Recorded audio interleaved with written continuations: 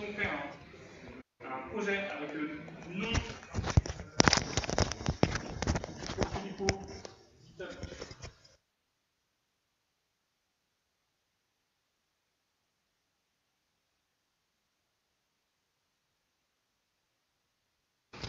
Maintenant, il y a un peu de configuration à faire qui est très bien expliqué dans la doc. En plus, en sortant, vous avez la doc. Donc ici. Donc là, je vais le faire en live. Nous aussi, on fait du live. On fait du live. Hop. Donc, il y a un fichier config.json ici que vous devez éditer. Donc, c'est bien, vous pouvez même éditer en ligne. Hein. J'ai rien installé. Hein. Je suis même pas avec mon ordi, donc j'aurais peut-être dû, mais c'est pas grave. Donc ici, il me dit de mettre notre username.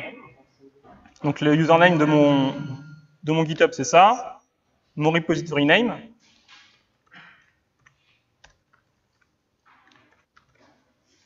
Voilà.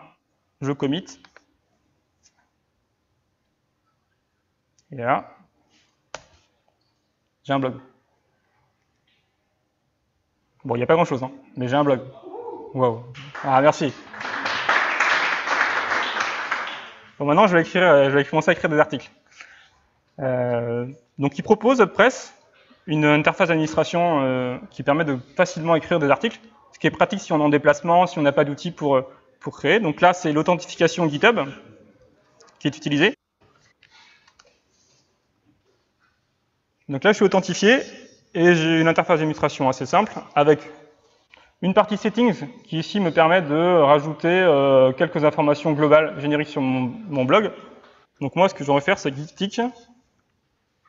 En fait, c'est le mythique pour les geeks.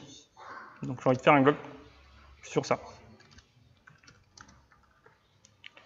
Donc une description, on peut mettre des logos, on peut personnaliser pas mal de choses, on peut mettre un identifiant Google Analytics pour pouvoir le suivi en fait des visiteurs de son blog, mettre ses informations Twitter ou autres pour connecter tout ça à son réseau. Donc là, je vais déjà soumettre ça, ce changement. Je vais retourner sur le site. Il y a déjà eu, le titre a été pris en compte. Donc il y a déjà le titre qui est arrivé, je n'ai pas encore écrit d'article. Maintenant, je vais écrire un article. Donc il y a un petit bouton plus, et il se retrouve ici avec... hop. Pardon, hop. Et ici, c'est... Je fais de l'ASCII-doc, qui me permet d'être édité en live. Et après, donc là, je vais prendre un exemple que j'ai sur de ma présentation où j'ai déjà créé du contenu. Hop, tac, je sais pas, dans Atom.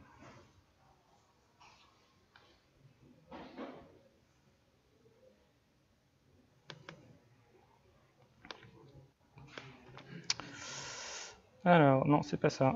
Hop, Firefox. Donc là, je me suis fait un petit peu d'ASCII-doc. On peut voir qu'on peut faire des trucs très sympas, comme mettre des vidéos YouTube avec juste un ID, et on le voit, mettre des liens, mettre des images. Donc là, je vais sauvegarder. Donc là, en fait, j'ai sauvegardé mon blog, mais finalement, si je vais ici, mon article, ça n'a rien changé. Ce qui s'est passé, c'est que c'est connecté à mon compte GitHub, et ça a créé un répertoire post, ici, avec mon fichier ASCII-doc, ici. Dans tous les cas, j'aurai toujours la source de mon information. Donc si un jour je veux changer, j'aurai tout le blog ici au format ASCII-doc, qui est un format quand même qui est pivot et qui pourra me permettre de migrer vers autre chose si je change d'avis un jour. Et ça, je l'avais pas dans WordPress. J'avais perdu cette notion de mon contenu, il est où en fait. Et maintenant, je me dis, bah voilà, là j'ai fait mon article, je peux le modifier, retourner plusieurs fois, le faire en itération, j'ai un peu un choix. Et puis quand je suis prêt, bah, je le publie. Donc là, je publie. J'ai un petit bouton en bas où je vais le publier.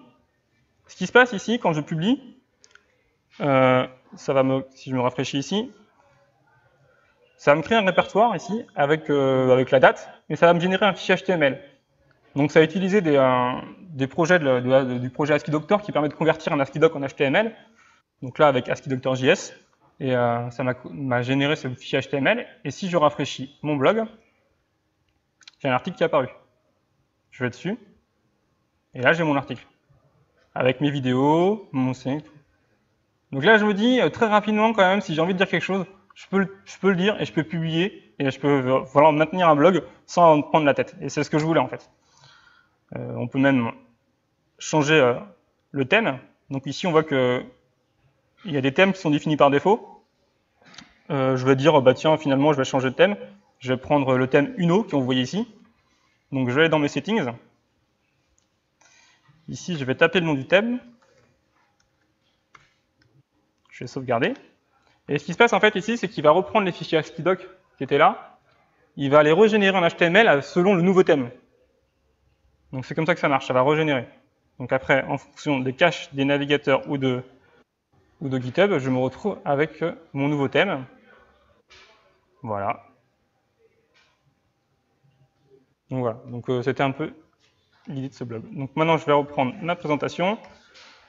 Pour faire une petite synthèse, donc ce que vous avez besoin si vous voulez reproduire cette démo, c'est juste créer un compte GitHub, forquer, changer un peu de config, mais c'est très bien documenté. Je prends l'interface d'administration, j'écris mes articles. Il y a même une solution un peu plus geek où je peux dire que je peux committer mes ASCII-Doc dans le répertoire post à la main. Finalement, c'est ce que j'ai fait pour migrer depuis WordPress. Je me suis mis là-dedans, j'ai régénéré mes articles et j'ai eu mon blog. Donc bref, on peut faire un peu des choses on peut committer, on peut faire du Git en fait finalement et commencer à publier. Donc c'est un projet qui est jeune, qui est vraiment en version, l'idée est lancée, il y a quelques bugs qui par-ci par-là, il y a des issues ouvertes, mais je pense qu'il faut le soutenir parce que ça part d'une très bonne idée et je pense qu'en tant que développeur, des outils comme ça peut changer un peu nos façons de voir la notion de blog par exemple. Donc voilà, c'est tout ce que je voulais dire, je vous remercie.